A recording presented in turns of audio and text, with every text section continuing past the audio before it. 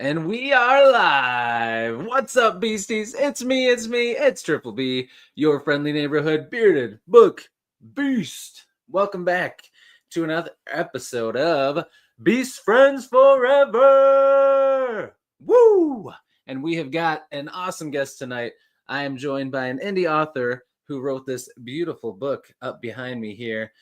He is awesome. He's fantastic. His book I just started reading, and it is really, really good. If you are into conspiracies, especially those involving the little green people, UFOs, Area 51, you're going to love this book. And you're going to love this interview because I'm talking about the one and only PT, Patrick Moyer. How's it going, man? Hey, what's going on? Thanks for having me. Yeah, of course. Thanks for being here, dude. I appreciate it. We got somebody shouting us out in the chat here. We got Tim McKay. What's up, Tim? Good to see you. Thanks for being here, and I'll have some more people trickling in. But, dude, thanks for being on here. I really appreciate it. Yeah, no, I mean, we got a little bit of a time to catch up before this, but been watching the show, love what you're doing, and I'm just really excited that you wanted to have me on and have a little conversation. So super stoked. Yeah, of course. I appreciate you, your support and watching the channel. It means a lot to me, man. And you've got the beautiful book back there behind you. We were both saying, oh, man, we didn't even plan it, but we got it like right over our shoulder, just like that. Yeah, total accident, but there it is. There it is. You got some sweet shelves back there. I'm digging. Are those like built-ins? Yeah, we did it custom. So my wife and I bought a home about 1.5 years ago, and it was always my dream. I feel like every author, you want like an office. So yeah. It's all IKEA. She and I sanded it down, painted it, and it's custom fit to the office. And it's mostly encyclopedias, but it looks great. It does. It looks really good. I love the color. Yeah, that's cool. Out great. Yeah, it did. It turned out really good. Looks like you got some nice leather furniture back there behind you too. Yeah, from my wife. I have no taste. She's the one that planned all this. I think she had that at her apartment since before we met, and it just fits in there.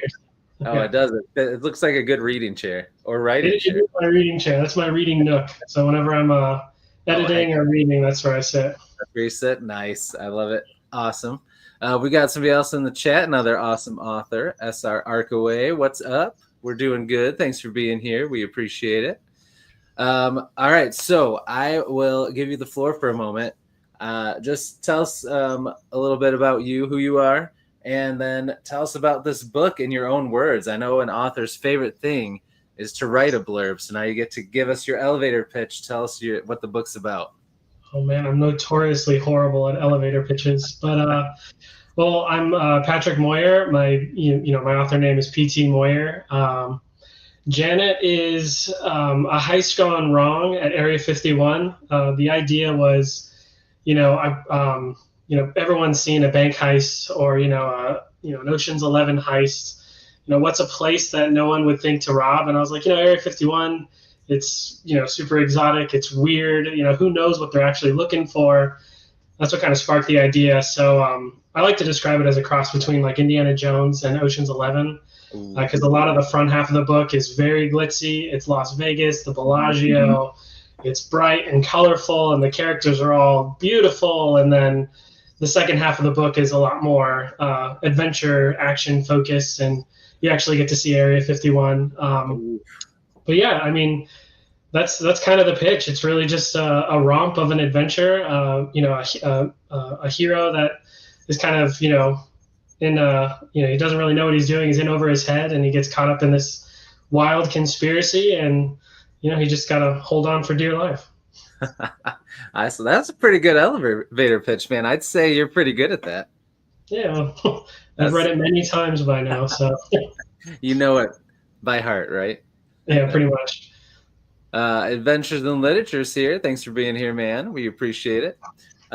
So like I said, I started it, and I'm still in that first half where everything's glitz and glamour. But I have a lot of questions about the book that I want to ask you. The first one, I want you to just tell us a little bit, like how did you come up with the idea involving Area 51 and stuff?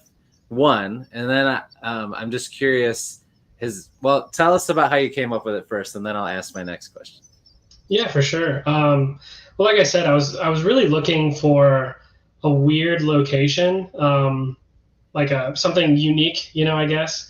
And Area 51 might not be like super unique, but in my mind, I was like, It it's is for different as far as a heist story. And yeah. the biggest problem I had was trying to figure out what they were looking for at Area 51. Like, was it going to be, Right. missile plans or aliens or something? So that was probably the biggest challenge. But yeah, it all just started with trying to figure out a weird location and a weird MacGuffin for a heist. Yeah. And then I just kind of worked my way backwards from that. I'm like, okay, well, Area 51's where they're going. How do they get there? And that's where the title comes from, JANET. So JANET stands for Joint Air Network Employee Transit. It's a real airline. It's operated by the United States government. It's how if you work at Area 51, Groom Lake Air Force Base, as they call it, you have to board a JANET flight at Las Vegas Airport, McCarran. In the morning, it'll fly you there, and then it'll fly you back that night so you can go home. So I was like, okay, well, if you're going to get into Area 51, it's literally the only way in because you're trying to walk in. I mean, they've got like motion detectors, they've got fences, they've got people with trucks. It's impossible to walk in. So you got to fly in. And again, it was like, okay, work my way backwards. How in the world can someone, hijack a JANET flight or, plan, scheme their way onto a JANET flight and end up at Area 51? It was like a slow, work backwards, figure out, if tomorrow I needed to break into Area 51, how would I do it? And surprisingly enough, I think I actually figured out a way. So if you read the book, I'm not. A lot of things would have to go right, and you'd have to have some people on the inside. But I think I came up with an actual, real way that you might be able to break into Area 51. All right. So what I'm hearing is you and me are going on an adventure soon. Exactly. Yeah, I'll see you at McCarran. We'll stay at Tropicana. It's only. Not the Tropicana. It's the big gold one, whatever that one's called. It's the one of the terminal where the JANET flights take off. Well, that's cool, man. Now, have you been to Vegas a lot? Is that how it popped in your mind? Is that why you thought about all this? So I actually used this book as an excuse to go to Las Vegas. I love it. Research. Exactly, research. Put it on the company card. I went there with a couple of buddies, and my big goal was to tour the Bellagio. Because again, I was like, I wanted to write a heist story, and something like Ocean's 11. And I figured, you got to know Las Vegas. So I did the whole thing. Most of this story takes place either on the Strip or in the Bellagio when you're in Las Vegas. Okay. And I think I did a really good job kind of at least capturing the Bellagio, the Chihuly, the big statues in the lobby, the way the rooms look and feel, the whole kind of presence of that hotel is a big part of the opening. And I think I did a pretty good job capturing that, but it's all because I just went there and I was like snapping pictures and everyone's like, are we gonna go gamble? I'm like, no, I need to look at this like lobby for 10 more minutes. We're here to work, people. Exactly. That's awesome. Well, that pretty much answered my other question about research, but I mean, I guess I am still curious, like, how did you do your research for actual Area 51? Like describing it when they're there and stuff. Well, okay, so there's a lot of different rabbit holes you can go into when you're looking at Area 51. I've been a huge fan of like UFO stuff, conspiracies. Okay. Yeah. I don't know how much I believe any of them. Who knows? We might be alone, maybe not. But either way, those stories are really fun. So I've always kind of followed them.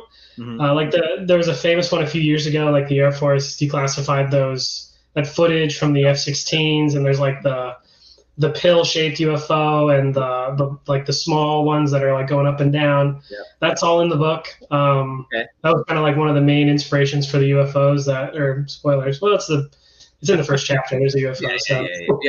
Yeah. Okay, that's where the idea for those came from. Okay, I can see that. Yeah. So it's all the UFO stuff. Like before you get to Area 51, all of that is based on everything I was able to learn on like anything from like Wikipedia. I actually have like an old like pop culture book back there somewhere that had this whole section on Area 51. It has pictures of Groom Lake Air Force Base. So there's like not much is actually known about what's on the base, what it looks like, but we have a few blurry satellite photos. For Janet Airlines, I actually learned about it through YouTube, the Y-Files. It's a huge channel. They do all kinds of weird stuff. But I was like, ooh, that's a good idea. When I was researching how to break in, I'm like, they could just take a plane. That's perfect. Yeah. But then once you get on to Area 51, and I think you said you're not there yet. It's about at the midway point of the book. Okay. Pretty much everything from there on is completely made up. So I figured at some point you had to do that. Yeah. So I have a map that I had worked out on my own. I just used some grid paper, and I used the aerial photos that are available online of Groom Lake and the 3 runways and the hangars and the mountains. And I used that as like a template, and then I kind of sketched in my own stuff. So there's awesome. I kind of read about what would you find on a military base. So there's, it's operational stuff. So you need to have like hangars, you need to have equipment, you need to have, the operations buildings and research labs. But, to house people there, you actually need to have homes. You need to have, there's restaurants. Like there's a whole thing how the military can deploy a Papa John's and, anywhere in the world in 72 hours. So there's restaurants, there's a place to get your hair cut, there's a military exchange. So I made this like little village cool.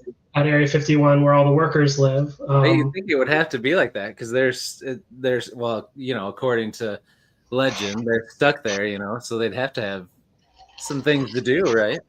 Yeah, and without spoiling too much of the story, the inhabitants at Area 51 are not exactly what you'd expect. So there's people that are allowed to leave and people who aren't allowed to leave, and I'll let you discover what I mean by that. Okay. But it was I tried to go through every single conspiracy theory and story about Area 51 I could, and it's all sprinkled in there, as much and as often as I could. Oh, that's awesome, man. Well, I can't wait to get to the Area 51 part, because just the beginning part where they're just in the regular world is like so fun. Like it's just got so much zany, cool stuff, but like at the same time, it feels like grounded. So like it's just a lot of fun, man. So I can't wait to see what you do with that part when I get to there. It's gonna be a blast. Well, thank you. Yeah, no, I'm excited. I'm glad you like it so far. The idea was to make something fun. It's a romp, it's got to be, it's definitely and fun. Oh yeah, I could see it being a movie. It definitely has that Ocean's 11 heist type feel already. Like it's pretty well done, man. I'm pretty impressed. I was telling you before we came on that it's pretty polished, and you did a really good job. It's very good. Thank you. I appreciate it. It means the world. I worked really hard on it. So. I can tell. We got some comments in here I wanted to show you. SR Arkaway said that your elevator pitch sounds very cool. And then Tim said he was not expecting that revelation. He would have been reading through the whole book being, when is this Janet going to show up? Yeah. You wouldn't be the first. A couple of people have asked me, it's like, who's Janet? And I'm like, gotta explain it. SR's heard of the Janet flights. I had not heard of that, so that was pretty cool. I didn't know that. I mean, I knew from reading about the book and getting into it and stuff what the Janet meant, but I didn't realize that was a real thing. So that's pretty cool. Yeah, it's a real thing. It's pretty neat. That is. It's on the back cover. So Janet flights are unmarked. They're white Boeing planes, and they have a red stripe down the side. That's the only marker on them. So that's kind of what they look like. Cool. That is an awesome picture too. Yeah, the book cover turned out really, really nice. Yeah, it looks really good. I like the spine too. I think the spine looks sweet with the plane on there. Yeah, it's funny. I don't want to get too lost in the sauce, but I've got a plan for more with these characters, and I'm picking out colors for the spines right now. Yes, I was gonna say you got to make the spines all look good together, man. I mean, you understand it. I mean, look at your beautiful bookshelf. I mean, you got to have it look good. The books in a series have to go together. Yep. So exactly. One day you'll have a few of these books. Hopefully, I'll send them all to you. I'll sign them, and I love it, man. The complementary colors and different little MacGuffins on the spine. You know what you should have put in here? You should put your map in here that you drew. I tried, and I couldn't for the life of me figure out how to do it. There Yeah, was I know some that would be tutorials hard. online, and I was like, I give up. I just want to Oh yeah. publish this stuff. Oh yeah, just get it out there. When you make a special edition someday, or like a bind up of all of them or something, that'll be a good time to do it. When you and I go to the movie premiere together, I'll bring a Yeah. hard copy for you, and we'll check it out together. You'll be the I first to get love it. it. I love it, man. Lucas had a question for you. Thanks for being here, by the way. He said, when you plan out the plot, did you use any visual methods? Like he makes a wall of Post-it notes to like solve plot holes and stuff. So with all your very like so far like there's just a lot of like twists and turns and like, can you trust this person? Can you not? There's the mysterious postcard. Like, did you have to keep like a thing with strings and stuff to keep track of it all? Or You know, I love the question, and I wish I had a better answer. But it was just a lot of, eyes bleeding, running backwards to double check things. I over time, as I've written more, I've gotten a little bit better at outlining and kind of keeping track of where characters are. Because there's nothing more frustrating than like it's like, okay, it's time for the big climax, and it's like, oh wait, Summer's like a whole postal like she's on the other side of the base. Like, how can I get her here? right. I think one of the things that really helped me was, especially for the four main characters, the ones on the cover of the book, and a few others. I really I have like one document for each of them. It's just their name, so the main character Booker Dunn, and it's point by point his motivation, exactly the plot points that he needs to hit, and where he's going to go. It's like as simple and straightforward as possible. And I'll just like read through those, and if I find problems, I'll adjust those four documents as needed. But Nice. yeah, I mean, they all have different motivations. They all have different outcomes, and it's a real pain in the butt to keep track of, especially in a story like this one, because on the surface they're all a team, but the further you get into the book, you realize that everyone's working for themselves, and you can trust some, you can't trust the others, and as when you're writing it, you need to know, and you got to walk that line of leaving breadcrumbs for the reader, and hoping it sticks. From the feedback I've gotten, everyone so far has said it's very clear. They didn't get lost, and there's a nice little twist ending that people seem to appreciate. So I love twist endings. All right, sweet. Well, let's talk about this sweet cover for a second, because we're getting a lot of good comments about it. Tim says he loves the vibe. It does have that cool like old school vibe to it. I think I agree. And Chris, what's up, Chris? Thanks for being here. He said he loves the art style too. So these are the main characters. We got right here we got Booker, right? Yep, that's Booker.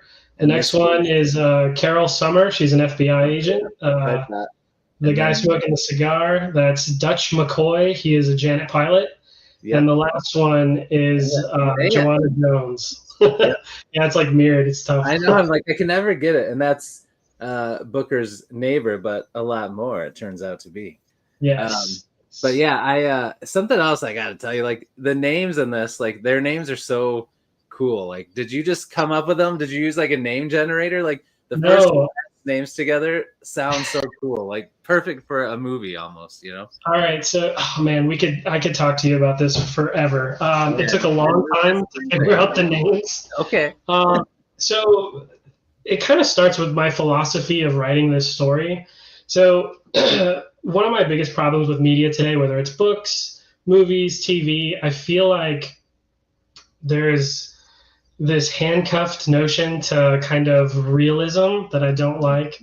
It kind of makes things kind of stale and boring. So I love old school adventure movies. I love Indiana Jones. I love Ocean's 11. I love the Three Musketeers, and like old action movies with Arnold Schwarzenegger that are just really dumb but fun. Yeah. The Rock with Sean Connery, amazing movie.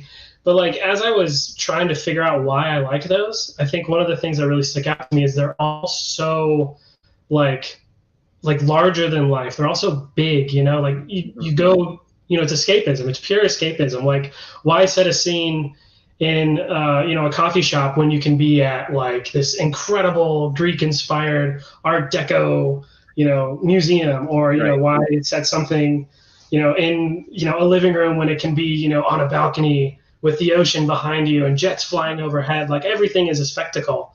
So that was kind of what I wanted to try and capture with this book. Like everything, all the people are beautiful. All the locations are huge and fun and bright, and the action is over the top.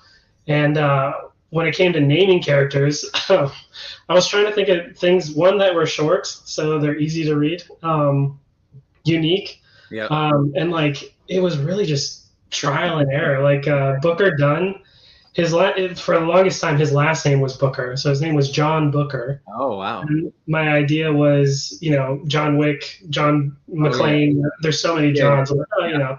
He'll be a hero, but it got too confusing because his father's a big character in this latter half of the book, so there's two Bookers. Yeah. So I eventually landed on Booker Dunn with Dutch.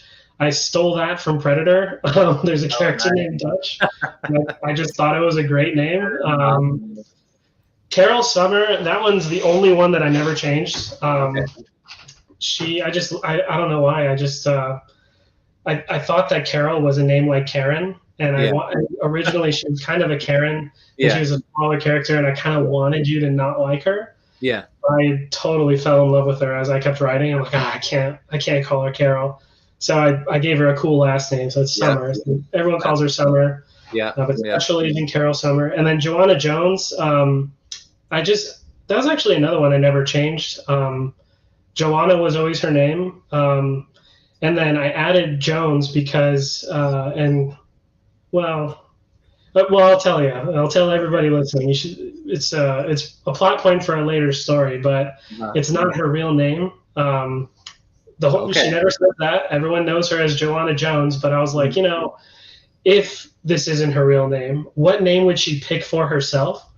And I think she would love the alliteration and the kind of simpleness of Joanna Jones. Yeah. So that's her alias. Nice. Yeah. Okay.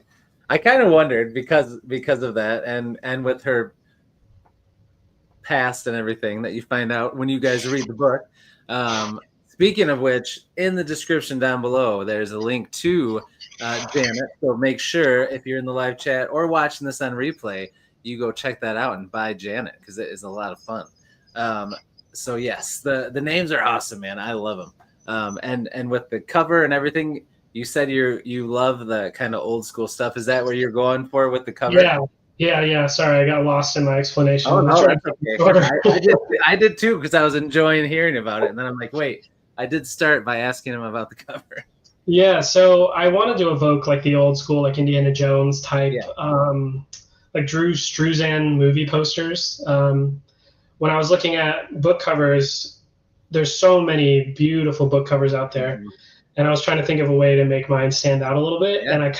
And you mentioned earlier, you could see this being a movie. And I feel like unconsciously as I was writing it more as a movie than previous books I've written, which isn't a bad thing. I think it makes it fun and light and easy to read. But I looked at old movie posters like Drew Struzan stuff, old Star Wars posters, all those beautifully hand-painted ones. Oh, yeah. And it literally was so perfect because not the George Clooney Ocean's 11, but the original Ocean's 11 has a really striking poster that's very similar to my book cover, and it's the character slats. And it kind of introduces your team for your heist.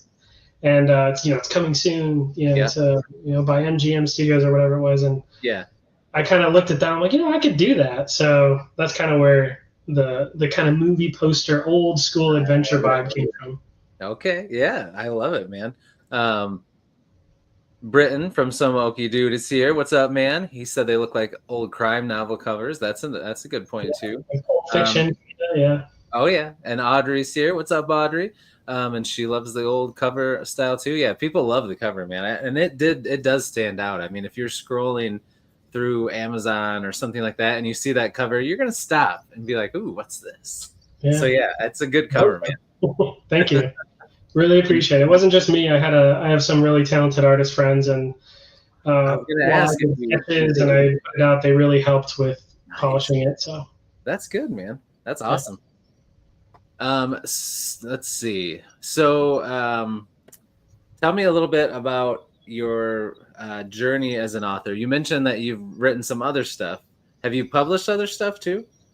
Yeah. So I've self-published, excuse me, both of these books.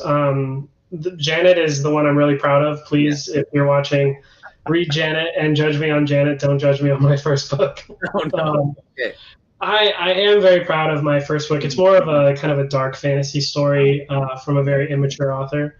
We all like dark fantasy stuff, and we're all a little immature. We'll vibe with it's called actually I have a copy up there. I don't want to get it right now, but it's called Breath of the Wood. If you look on my Amazon page and you click my name, it'll come up with both of my books. It'll come up with Janet and Breath of the Wood. As far as an author journey goes, I've always loved writing. My whole life I've written tons of short stories. You know, I love movies. I love TV shows. I read all the time. I don't know. I feel like most authors, you just get this bug, and there's a story inside you that you want to tell, and it starts small. You know, like in my mind, every story I write starts as like, it's like, oh, I could get this done in 20 pages, 30 pages, and then like, well, let me add one more character, and well, I got to go to this place, and then before you know it, you're 90,000 words in and lost. But yeah, I think as far as like an author's journey, it was just something I've done since I was a little kid, like writing little stories. And I decided that, it was time to really get serious about it, start, honing my craft and, making something really good. Very cool. So that first book, how did you, sorry, I lost my train of thought. For your first book, how long did the process go of writing that? And did you always think you were going to self-publish from the start, or did you think about ever doing traditionally published?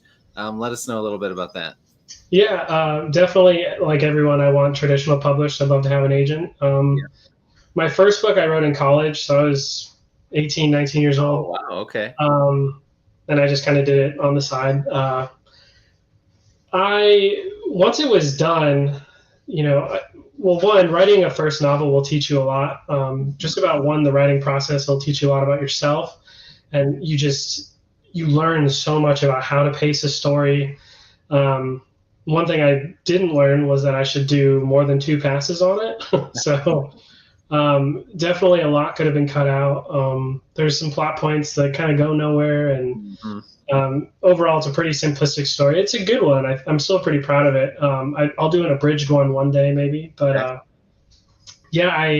I started reaching out to agents and publishing houses just with query letters. So I was writing the letters like, hey, please buy my book. It's really good, I promise. And it was expensive for a college kid because I was going to the library and printing off. Sometimes they wanted the entire manuscript, which was like $30 to print at the library. And then I'd have to bind it and send it to them. Sometimes they wanted a few chapters. At the time, it was becoming more common to email submissions. So I did a lot of emails, and I didn't hear anything. Like nothing came back. So I gave up, and I was like, you know what? Like it's my first book. I'm just gonna self-publish and see what happens. And that was 2019, and I think I've sold a little over 500 copies. So not great for that amount of time. That's awesome, dude. Yeah, I mean it's done pretty well. I've gotten a lot of good feedback from it. For Janet, the book has been done for about 2 years now. So when it was done, like finished, I was on draft like 7 at this point. Like I was so close to hating it. I was just like, I never want to look at this book again. Right. And then I did the same thing. I didn't send any physical copies. That's like way out of style now. Yeah. But I have this Excel sheet of all these different agents I found. If anyone watching is curious, it's really not too hard to Google databases where there are literary agents open to submissions. So I searched people that would be interested in my genre, my style of writing, and I got a little more lucky this time. One, because I kind of approached it with a real strategy, sending 2 or 3 queries a day for a couple of weeks. And a few times people would reach out and be like, it sounds really good. I would work with authors with stories like this, but I'm not open at this time, or it's like a good premise, but I'm not really hooked. Or sometimes they would just say, it's great, but I don't work with this kind of, I don't work in this genre. Yeah. So I got a lot of no's this time, but it's better than nothing. Nothing. Yeah, at least you got responses. Yeah. Yeah. So I gave myself a deadline of I think 6 months, and I ended up pushing it to 8 months. But if I didn't get anything, I would just self-publish. Mm-hmm. So I did. I self-published, and again, this time, the first time publishing on Amazon, it was literally just get it out and pray. This time, I've been a little bit better about reading about Amazon ads, Facebook ads. I've been doing like free book promos for my first book and this one. So just kind of slowly learning the game and trying to, gain a following. Hey, it's working, man. That's good. You just got to keep at it. Yep. Another awesome author popped in. Brian McCaffin, what's up, man? He said, send it. Send those queries, which it sounds like you did. Yep. I've been, I haven't picked it up in a while. I might be wrong, but I think there are more agents that are kind of open to previously published stuff. So like if you self-publish, oh yeah, yeah, I can show that people like it, and maybe they'd be more interested. So yeah. And I'm just now thinking maybe I should start doing it again. Yeah. I mean, you hear all the time now when people get popular get some traction and some hype going, and then like a traditional publishing company picks them up. So you never know. Yeah, I'd say definitely don't give up on it, man. All right, so tell us a little bit. Let's talk about your writing process. So when you're writing, I always have a few questions I like to know. So when you're writing your books, number one, do you consider yourself, there's two ends of the spectrum. There's a pantser that just writes completely by the seat of their pants, and there's a plotter who plots everything out in detail. I feel like rarely is anybody all the way one side or the other, but do you cheat one way or the other? What would you say? That's funny. Did you say a pantser or a plotter? I've never heard it called that. That's funny. Yeah. So plotter plots everything out. It's got all from start to finish, every little thing that happens, and they don't deviate from it. Versus a pantser who just is like, all right, what am I going to write? I love it. Yeah, I mean, I look at that as like the Stephen King versus J.K. Rowling argument, right? Yeah, there you go. Because Stephen King is like I think he calls it a discovery writer. Like he sits there and he's like, let the story reveal itself to me. And J.K. Rowling has like her walls covered with like little outlines, like every detail. I think I cheat on the plotting out side. Okay. There's a great book called Save the Cat Writes a Novel. Oh, fantastic. It really helped me over the hump with Janet. That's cool.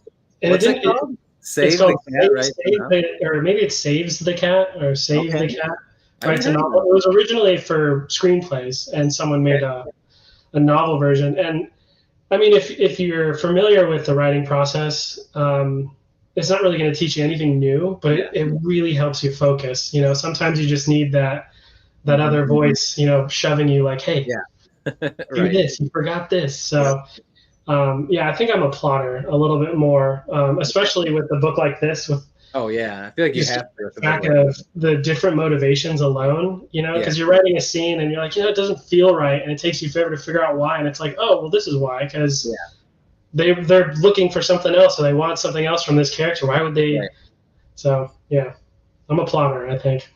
All right. Do you feel like writing Janet versus your fantasy book? Do you feel like you wrote those in different ways, in different styles? Yeah, 100%. I was much more a discovery writer with the first book.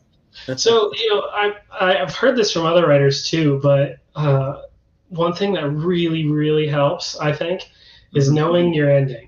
Like Stephen King does not want to know an ending. He's like, nope, I'll discover the ending. But it really helps you focus on like where you're going. Like it gives you an end goal. So where my first book, it was much more discovery writing. Like I had no character names. I had no idea what I wanted them to look like. I just had this like moment. It was like this, like the original inspiration was literally the ending scene. And I was like, wow, wouldn't it be cool if a story ended like this? And then it was me kind of starting from the beginning and figuring out how to get there in a meaningful way. So yeah, that one I just kind of made up as I went. And then with Janet, I started that way. I started as like okay, I'm going to write a funny book now because my first one was very serious, and this one's going to be adventurous and cool, and there's going to be lots of twists and turns, and Yeah. I'll just figure it out as I go. And I got like 30 pages in, and I'm like, I don't know what to do.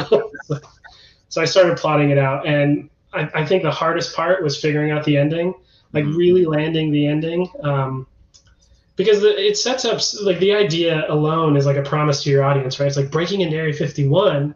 What are they looking for? Why would you go there? And there's like so much expectation for such a grand place that whatever is going to be revealed is going to be really big. So I was struggling with, sticking the landing, but slowly I was able to kind of coax something really special out of it, I think. And again, not spoiling, I think there's breadcrumbs throughout the story that if you really pay attention, you might be able to guess the ending. But if not, it's gonna come out of left field. You're gonna be, oh man. So I can't wait to see where I land with that then.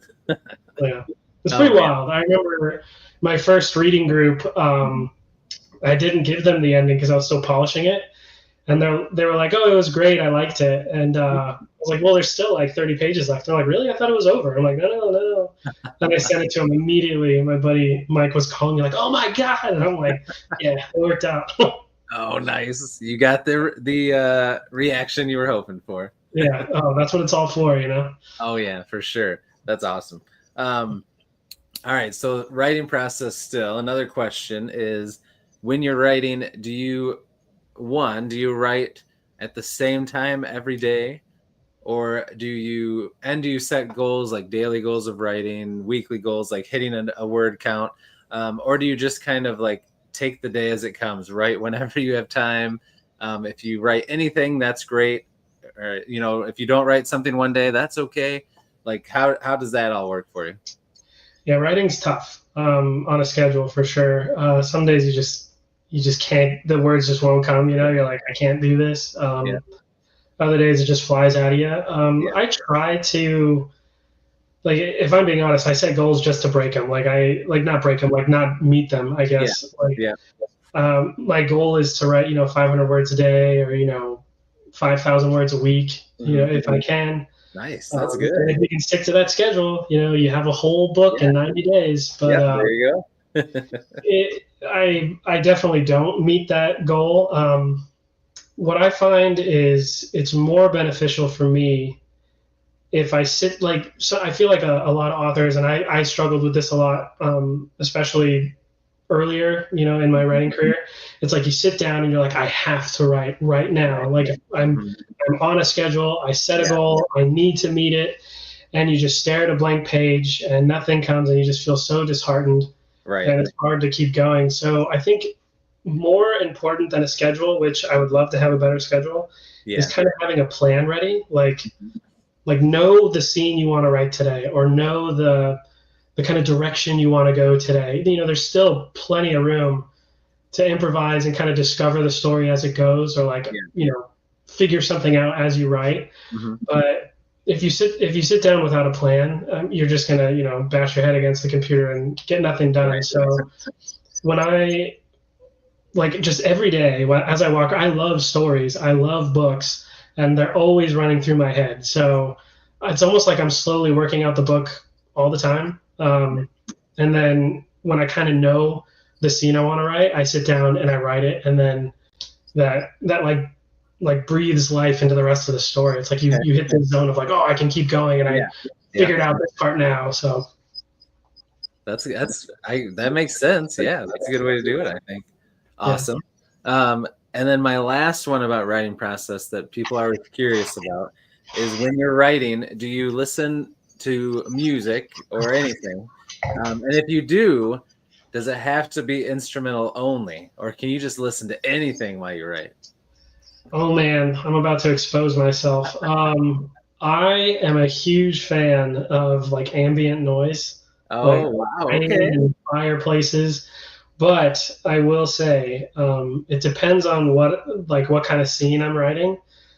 So my favorite character in Janet is Joanna Jones. She's so fun.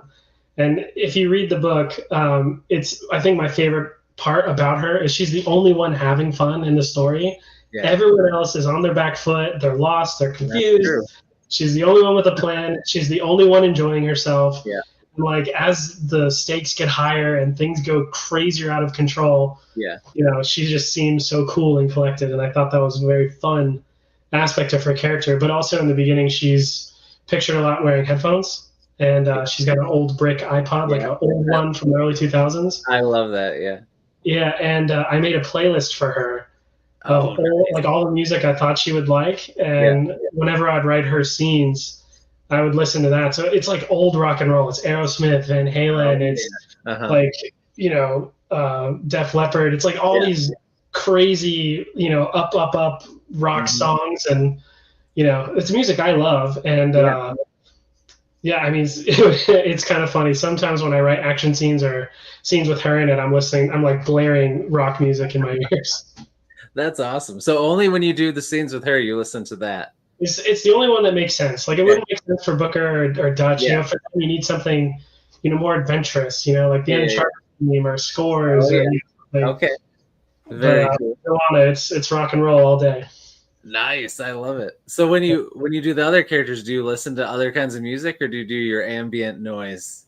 It's just ambient noise. It's either I love soundtracks, big John Williams fan, as basically every movie fan is. Oh, yeah. I listen to either some of his scores. Some of my favorite movie scores are just thunderstorms or maybe a fireplace or something like that. So okay, very cool. I like it. Yeah. All right, awesome. So you mentioned that you're working on book 2, or at least you were talking about the cover for book 2. So how is that coming along? And then how do you see this series going? Do you plan like a lot of books in it? Only so many? And do you think you'll ever go back to your fantasy book? Yeah. I'll tell you what, I hope that you and I can have a lot of fun conversations about all these books one day. So while I was writing Janet, I quickly fell in love with all these characters. And the original idea was to kind of make it a serial, like an old Pulp Fiction series, kind of simple, fun, exciting action, different exotic places. So Booker Dunn is like my iconic hero, like my Indiana Jones or James Bond. And I figured, most of the characters, if not all the characters, can rotate in as well. So as I was writing Janet, there's actually a couple, there was a lot of ideas that I cut, but I still love. And I was like, there's a whole other story in there. So that's kind of where I got the ball rolling on the next one. Okay. I'm not quite sure on the title yet. It's either going to be called Whitney or it's going to be called Pink Whitney. Oh, nice. I figured out that Pink Whitney is actually a vodka, so I might get in trouble for using that name. But that's cool. One of the MacGuffins that they were after at Area 51 originally was dinosaur bones. Oh. And don't ask me how I got there, but it made sense. Okay. It really did. Yeah. There's still kind of an allusion to that, like a cameo to that somewhere in the book towards the end. But I love dinosaurs, and I was like, I need like that'll be a placeholder MacGuffin until I figure something out. But I was slowly, thinking about it constantly. And if anybody watching wants to go down a really crazy rabbit hole, start reading about the black market for dinosaur bones. It's bananas. People spend millions upon millions of dollars for dinosaur bones. And if you're in China, like, forget it. If you're a paleontologist, you start digging up a skeleton, you're like, ooh, let me go get my equipment. There's already a team of people who've taken all of it out and they sell it to private collectors. It is crazy. And it's illegal to transport bones across borders. So like a dude in Florida, actually, where I live, somewhere in South Florida, he smuggled dinosaur bones out of Mongolia in his suitcase. He spent like 7 years bouncing it and making it perfect, and tried to sell it at an auction in New York for a couple $1 million. But people, once it was online, people realized he had stolen it from Mongolia. He's in jail now. Oh my gosh. And like the FBI took the skeleton and sent it back to Mongolia. It's like this whole thing. So I was like, there's a fun story here somewhere. Yeah, man. And I think I finally kind of figured it out. So while Janet's about breaking into Area 51, the sequel Pink Whitney, or Whitney, whichever I decide to call it, is going to be about illegal fossil trade. And That's so instead cool. of so Janet's like a heist gone wrong. Yeah. Pink Whitney is going to be a sting. Like Ooh, nice. so. The opening image is finding a fossil dealer who has a fossil, and the Yeah. name of the fossil is Pink Whitney. So there's a famous T-Rex fossil in the UK called Black Beauty, and it Okay. got that name because the bones are black. And depending on where you find dinosaur bones, they come in different colors. So like recently they found like a green apatosaur.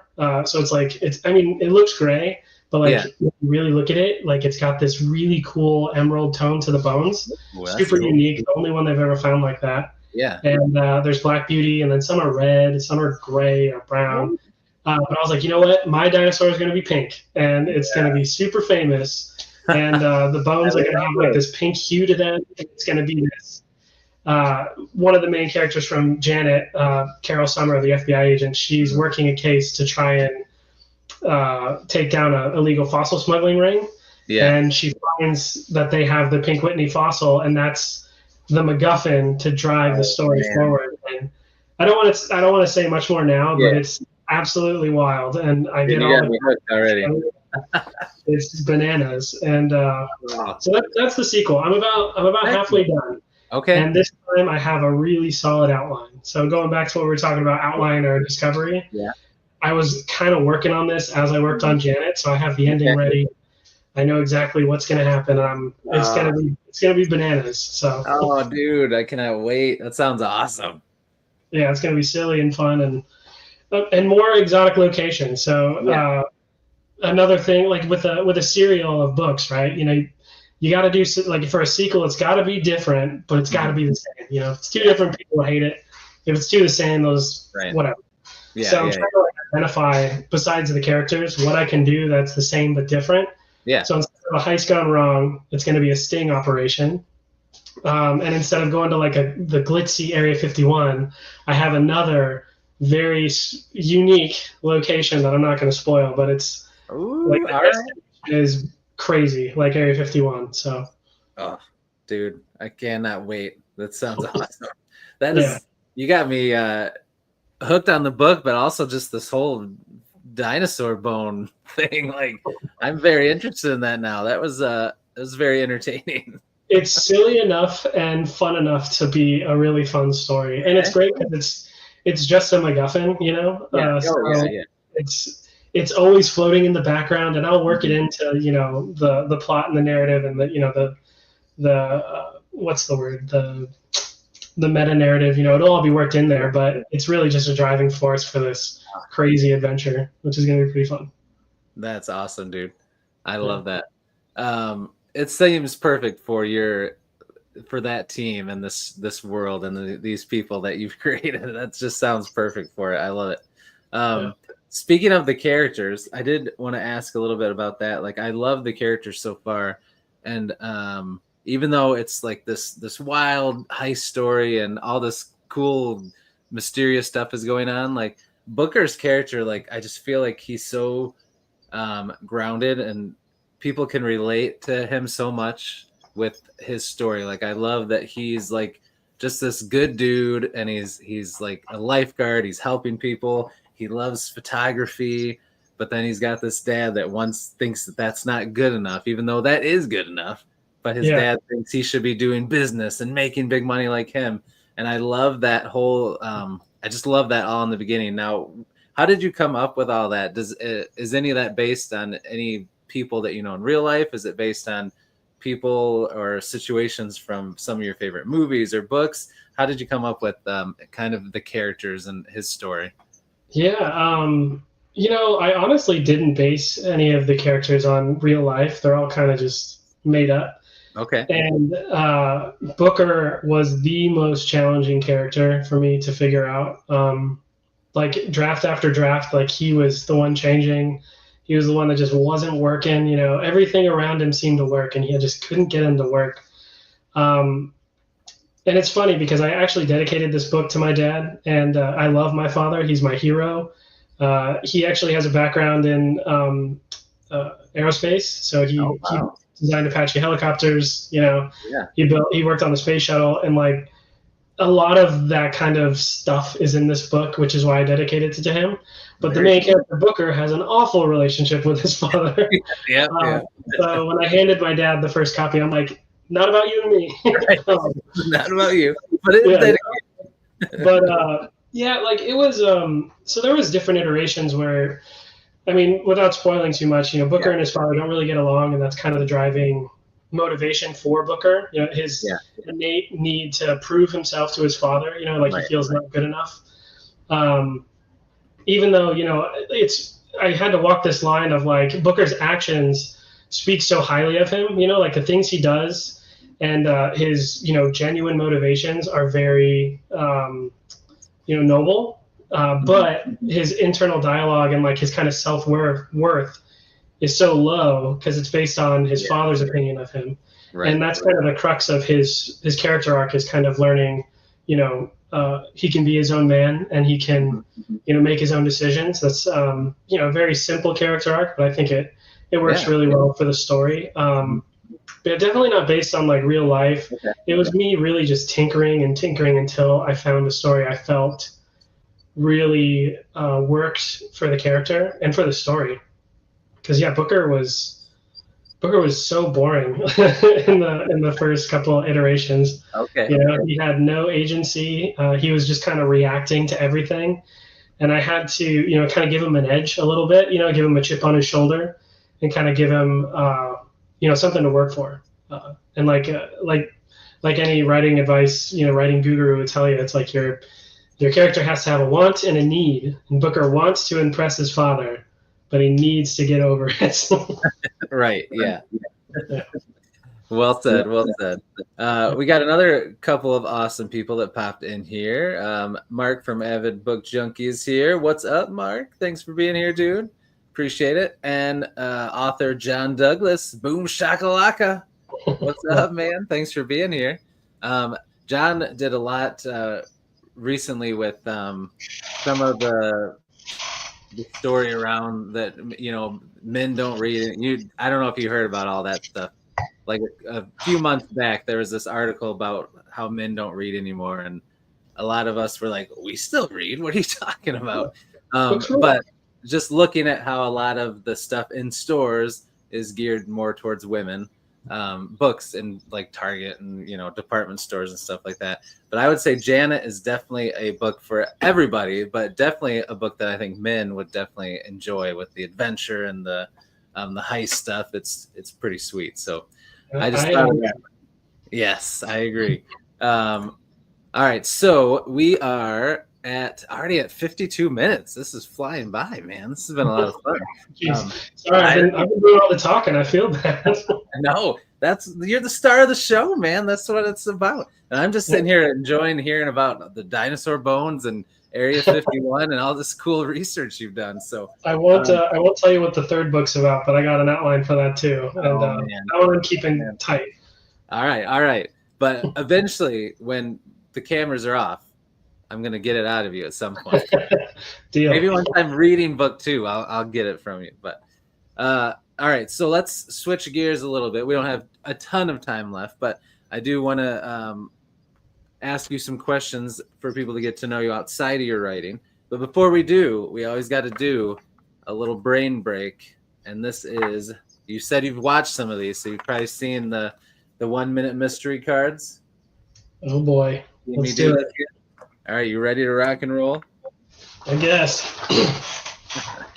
Let's see. Okay, I haven't done that one. Okay, here we go. So I've got 3 cards here. So you tell me which one you want to do, 1, 2, or 3. Let's go right down the middle. I like 2. All right, 2 it is. Let's see what we got here. Okay.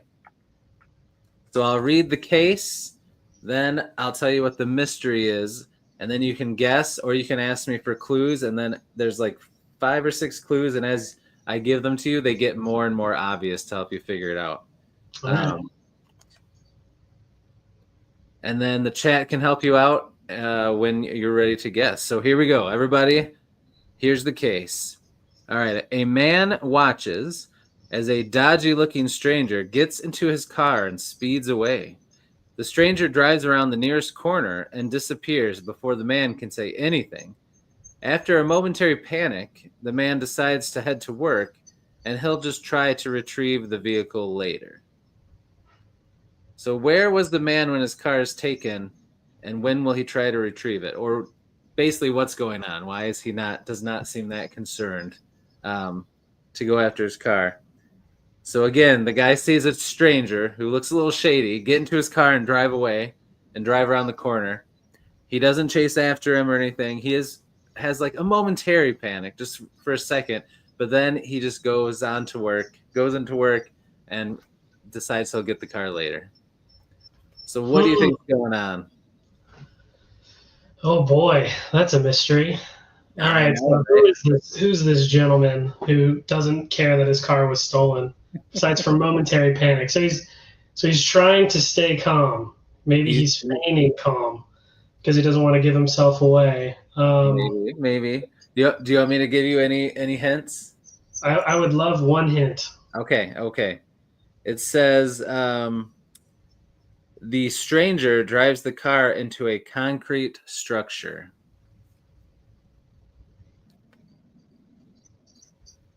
The stranger drives the car into a concrete structure. Not crashes into a concrete structure, but drives it into like a structure made out of concrete. Oh man. If you look could be. If you look in the chat, Chris has an idea. Valet parking. Oh, that's genius. Do you want to go with that as your final answer? No, we can't go with that right now. I mean, why would he be panicked? And he said he's going to go to work and get it later. I don't know how to. I don't know. Let me give you the other hint, which might explain the panic. It should have said this in the case, but it didn't. But it says the man is running late for work. Oh, maybe it is valet parking. That's kind of simple and genius. I know it is. Oh man, who guessed that? I was so lost. I know. I wanted to guess that first because the momentary panic is what threw me off. I'm like, oh, well, that's not valet parking then, because he'd just be like, it's cool. He's taking my car to park it. So I'm guessing that they throw that in to throw you off, and that's because he's late for work. Maybe I don't know. You know, maybe it's just my overactive imagination, but my first thought is like he's a bank robber, and that was his getaway car, but someone took it. So he's like, just kidding, not robbing a bank. I'm gonna go to work. You were looking at it through the lens of Janet of your book, and those characters. You're like, all right, nothing is as it seems here. It's all layered. It all means something. That's right. Good job, Chris. And he says, able to go to Area 51 with another. There you go. That's right. He can come with us on the heist now, since he guessed that so quick. All right, awesome. All right, so I just got a few questions, nothing crazy. It really just revolves around some of your favorite things. So first question to just get things going here is going to be, what is your favorite color? My favorite color? Ooh. Harder than you think sometimes. Yeah, I don't know, man. I hate to be complicated. I love this green. Actually, you know what? I'm gonna say this color green. We have a feature wall in the house that's green like that, and my office is beautiful. All right, I dig that. Now, what is that? What was the paint color? What was it called for that? Do you remember? It was because it looks kind of like military green to me. So I got this awful builder grade light above me that's yellow, but in the daylight it's a very dark matte green. So it's very moody, I would say, very moody. You know, like an old office, and like I have this big oak desk that's antique, and you know I want like a whiskey decanter somewhere. You know, and like it's like an evil writer's office. You know, it's usually really dark in here. So I got it. An evil author's office. I like it. Yeah. Well, I will say, I think all authors, no matter what you write, you gotta have a little bit of evilness in you, because you have to be really mean to your favorite characters if you want it to be interesting. That's true. That's very true. It can't be all puppies and rainbows, right? Exactly. Might It's break got- your heart, but you got to be mean. that's right. You got to. That's true. All right. What's your favorite food? My favorite food, spaghetti and Italian sausage. Ooh, ooh, nice. You didn't even have to think about that. You were like, boom. I know It's what my it is. go-to. I've been eating it since I was a kid. I love it. It takes 20 Ah, minutes, feeds you for 3 days. It's amazing. oh yeah. It's pasta in general, man. You can last for so long. Yeah. Awesome. All right, what's a hobby or talent? Obviously, we know you're good at writing. What's a hobby or talent? Something you're good at that not everybody might not know. Hobby or talent that might not everybody know. I'm trying not to do anything like book or movie related. Oh yeah, I don't know. I play an instrument. I play okay, guitar. Goes that's into good. jazz. I guess I love rock and roll, so Oh, that's it's pretty kind of sweet. unoriginal. So what kind of guitar then? Like a electric guitar, acoustic? Both. I have one of each. So I have a Starcaster, a Fender Starcaster, Oh, which is just nice. a decent mid-grade acoustic guitar, and then I have a Fender Stratocaster, beautiful Oh one, man, uh, up over in the corner over there. dang. That was my baby, and you actually can see my Fender Oh yeah, I do see amplifier it. right Yeah, back there. yeah, yeah. How did you not think of that right away? That you got some cool stuff. Yeah, it's a lifetime of just collecting things. There's Oh a man, there's a lightsaber on that shelf. That's an old what? Bull Mustang. Like Love those the are all my Mustang. challenge coins. I got all kinds of stuff. I'd say you got some cool stuff collected back there, man. All Yeah. right, next time when book 2 is coming out and I have you back on to promote it, you're gonna have to play us a song on the guitar. I'll play Dust in the Wind. It's an Yeah, easy one. be prepared. All right, I love it. All right, so you kind of talked about some of your favorite movies and stuff already, but if you had to pick like top 2 movies of all time, what would they be for you? Oh man, easy. 100% Jurassic Park. Like every '90s kid, I think. Like actually, check it out. This is my mug that I use every day. Oh, that's a sweet mug. Yeah. So Jurassic Park is always a favorite. Okay, Not just the movie. Michael Crichton is my favorite author. I have all of his books right behind okay, me. So the very book's cool. fantastic. And one of the reasons I became an author, and actually, I think Michael Crichton would like this book. It's silly, but I think he'd like it. I think you would. So yeah, Jurassic Park and another favorite movie. I'd probably have to go with a Nolan movie, probably The Prestige. Ooh, I haven't seen that one, but I always wanted to. I heard it's good. I won't spoil anything. You should watch Okay, it. yeah, It's don't ruin long. It's good. Okay, I will have to watch it. Very cool. Yeah, he makes great movies. Yeah. All right, so I don't forget, I have to go back. Chris wanted to know, do you like spicy sausage or regular? Spicy all day. Yeah, I was gonna Spicy say Italian spicy. sausage. You got to go with the spicy. Very So nice. my wife is 9 months pregnant with our first right now, and I have not been able to make spicy Italian sausage for a very long time. But we are Oh we man, are less than 30 days away from spicy dude, Italian sausage again. and from having a baby. Yeah, that too. I'm excited for the baby too. That's exciting, dude. I didn't know that. That's awesome. Congrats. Thank you. Yeah, no, very Oh, excited. man. Yeah, I'm just excited for it. Did you guys find out what it is yet, or are you waiting? It's going to be a surprise. So we don't know if it's a boy or Nice. girl. We're not sharing names. Nice. It's Very cool. April 30th, and Ah, we'll see. The world will find out then. yes, I'm excited for you, man. I have 4 kids, and we did that with our 4th. The first 3 we found out. The 4th one, we waited to find out. And I'll always feel bad. Hopefully, she never sees this, but it was a girl, and we had 2 girls and a boy, and I really wanted it to be a boy. And this just for like a split second when they said it's a girl, I was like, oh, but then I didn't. I can't imagine not having her. You know what I mean? But Oh, yeah. so hopefully, since it's your first, you can be happy either way. You won't have that little moment of Yeah, whatever it is, I'm so stoked. Like oh yeah. it's our first baby, and I've always wanted a girl actually, Uh-huh. and my wife has always wanted a boy.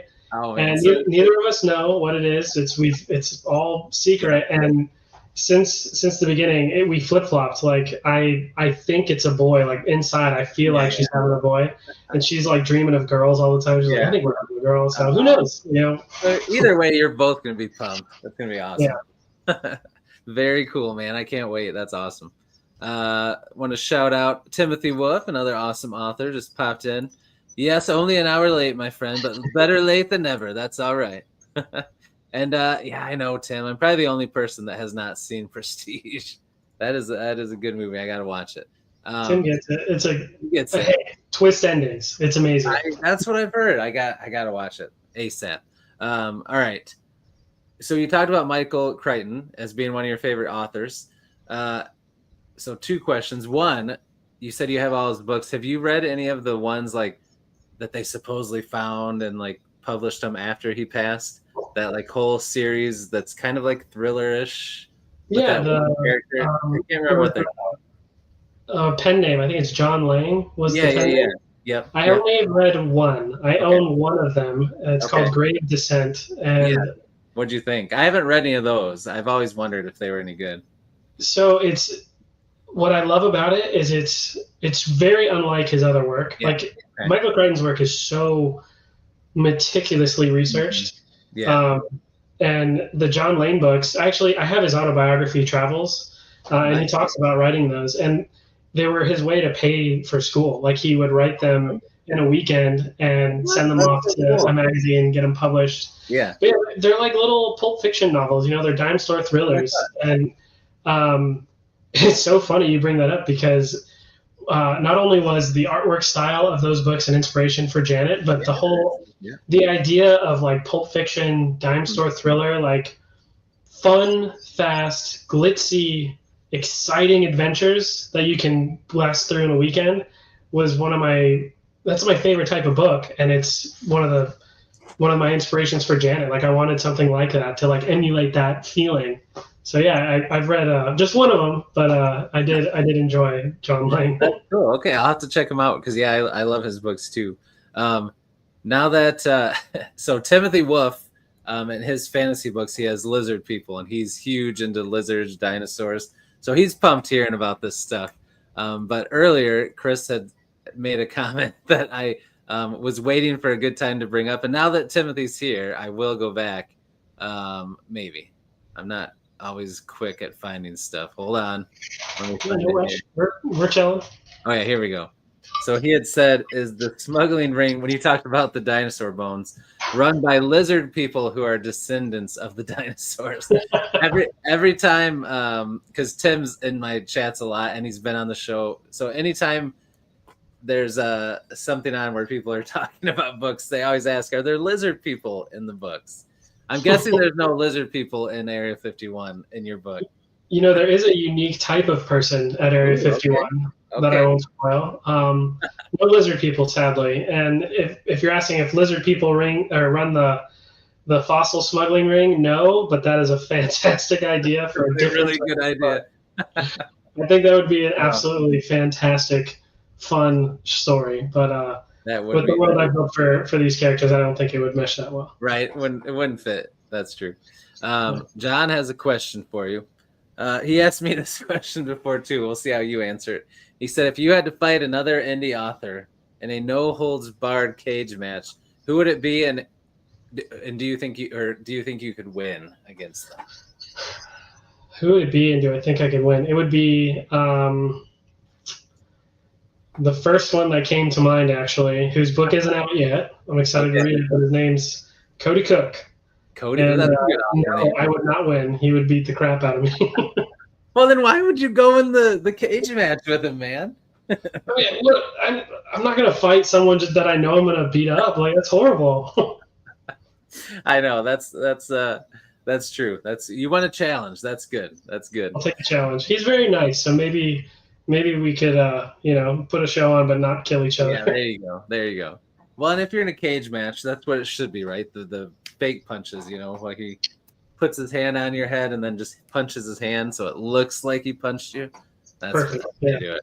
There it is. All right. So we talked about Michael Crichton. What are some other books, some authors that you like, or maybe even some authors or books that inspired your writing? Yeah, sure. All over the place, really. So one of my favorite books, I don't know how to say his name. It's like Zuzak, I think. He wrote The Book Thief and I Am the Oh, Messenger. yeah. Fantastic books. Everything I've read of his, I can't put it down. Nothing like my books, but Right. I'll always shout him out. There's another author. Oh man, I'm not going to know names, but the 7.5 Deaths of Evelyn Hardcastle that came Oh, out a yeah. few years ago. Yeah. Fantastic book. So I'm a sucker for Hilary Bell. She was big in the '90s with like Okay. what was it? It was like the Goblin Wood, I think, was the big one that she had. Okay. Like when I was like in elementary school, that was like this cool. It was before Harry Potter, Yeah. and it was like this really fantastic fantasy book. But she wrote a series that is criminally underrated called the Knight and Rogue series. And if you like fantasy and you like adventure, I'm telling you right now, go read the Knight and Rogue series by Hilary Bell. The first one I think is, or the second one's Rogue's Home. The first one, it's not a Knight's Tale. It's like a knight something. Great fantasy stories, very fun. So Hilary Bell, her writing's very funny and very light. So I'd say that's kind of an inspiration for what I go for now. Yeah. I want it to be kind of easy to read, easy to follow, and like fun characters that clash. And to round it off, who's another good one? Well, you know what? I'm a sucker for Clive Cussler. Got a ton of his books. Okay, nice. Yeah. That's a good one. Yeah, very cool. That fits with you loving Indiana Jones and all that stuff. So yeah, that tracks. Very cool. All right, are you a gamer? Do you play video games at all? I do. Not a lot anymore. But yeah, I got a PS4. Nice. All right. So you're a PlayStation guy when you did play. That's good. Me too. What would you say when you did play? What kind of games did you like to play? 100% Uncharted from the PS3 days. I was going to say, you got to love Uncharted. Oh, man. Again, Booker Dunn, his inspirations are like Nathan Drake, Indiana Jones, like Dirk Pitt. You know, there's like those adventure icons. I love it. So yeah, I played Uncharted. I was a big fan of the Ratchet and Clank games when I was a kid. Those were just fun games. This is gonna make me sound old, but I'm a sucker for MLB The Show. I love baseball, so if I just want, if I want to shut my brain off, I play MLB The Show. You know, I can have a podcast on and I can dude. And stuff. I used to love that game too. I haven't played it for a while though. I'm sure it looks like lifelike now. It's crazy how good games are getting. Yeah, it's pretty good. All right, and let's see.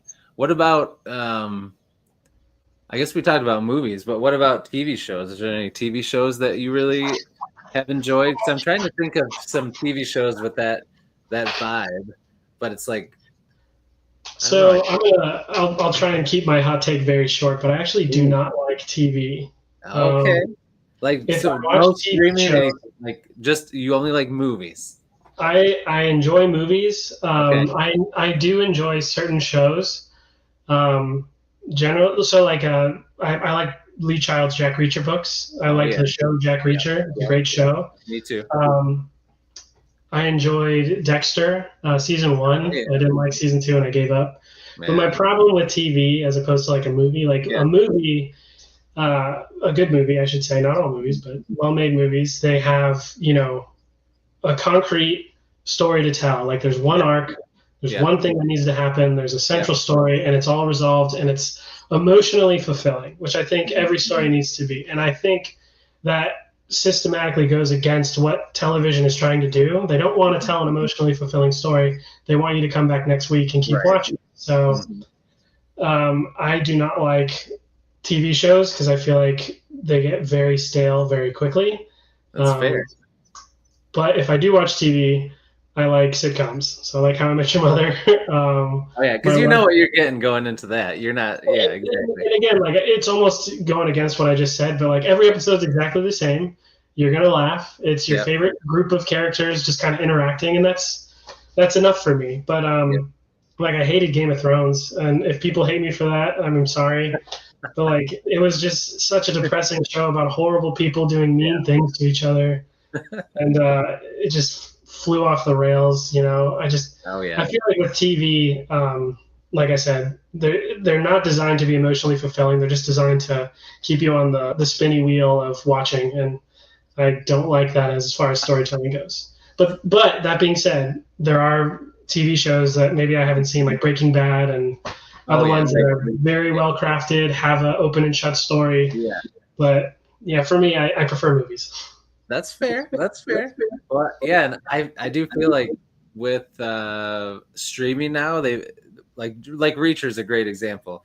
Like they have a much lower number of episodes compared to like what TV shows used to have when they were on TV. You'd have 25 episode seasons that Oh just yeah, had so much filler and so much stuff where you're like, oh, they're dragging it out or whatever. yeah, Whereas these streaming shows, the good ones, there's still a lot of ones that have fluff, but they really are more concise, and it feels like they're going for more of that movie feel, but just spread yeah, out a little bit, you know. yeah.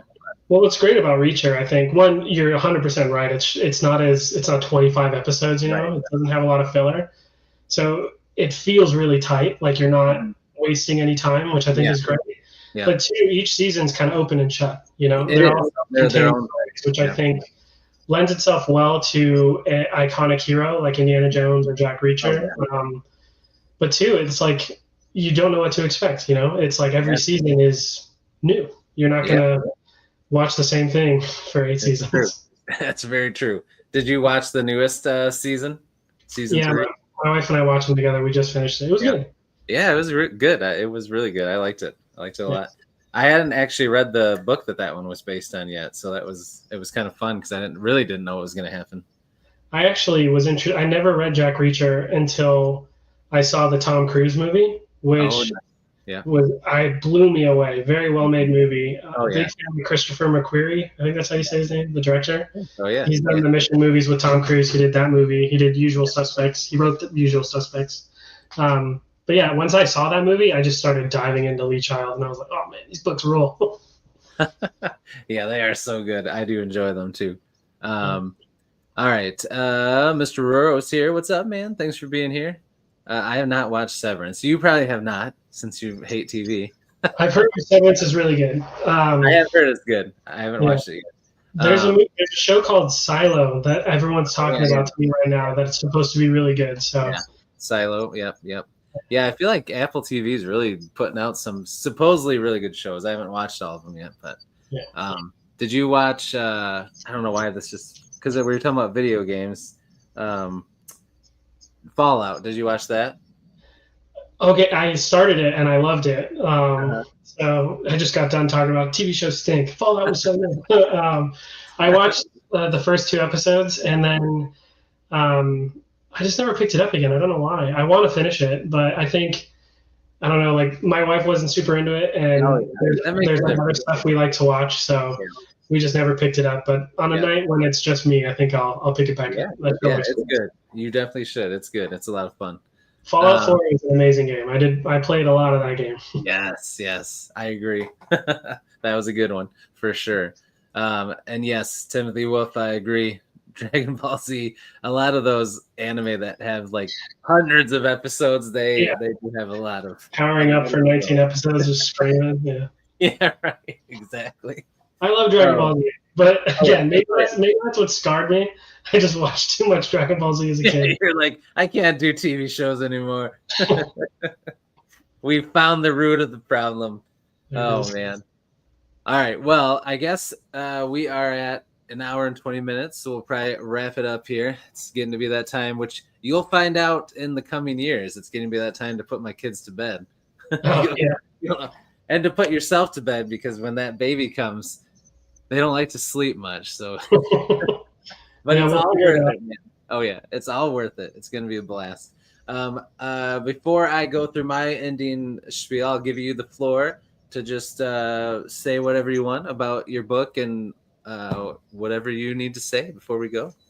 Well, thank you, Chris, for bringing me on. This has been really fun. Love what you're doing. Keep it going. I'll keep watching. And like I said, I'll get the next one out as soon as I can, and we'll do this again. But Yeah. to everybody watching, thank you.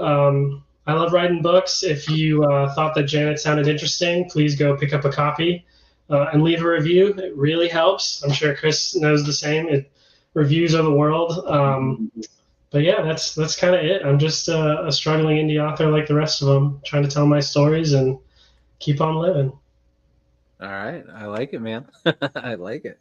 As I mentioned earlier, a link to By Janet will be in the description down below. Make sure to go check it out. It is awesome. I'm loving it. And once I finish it up, I'll do a review on the channel. So look forward to that.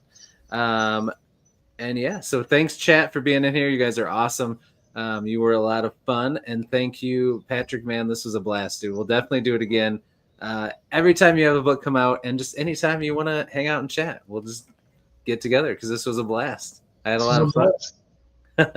Yeah, all right. so much. Yeah, of course. Oh, where to go? I've got this deck of here it is. I've got this deck of quote cards. So I've just been reading one off at the end of all these live chats. So this one is from Thomas More. I'm not sure who Thomas More is. Do you know who Thomas More is? I should, but I don't. I know. The name sounds familiar. But he says, finding the right work is like discovering your own soul in the world. So there you go. I like it. It's good. All right. Awesome. Well, thanks again, man. This was a blast. Everybody have a great night. If you're watching this on replay, we appreciate you watching the replay. I will be back on Saturday. I don't have one on Thursday, but Saturday I will be on with Christopher Brennan, another awesome indie author. We'll be chatting it up. So look forward to seeing you guys all then. And until I see you in the next one, as I always say, devour your TBRs, be brave, be beautiful to one another, and be beastly. We'll see you guys.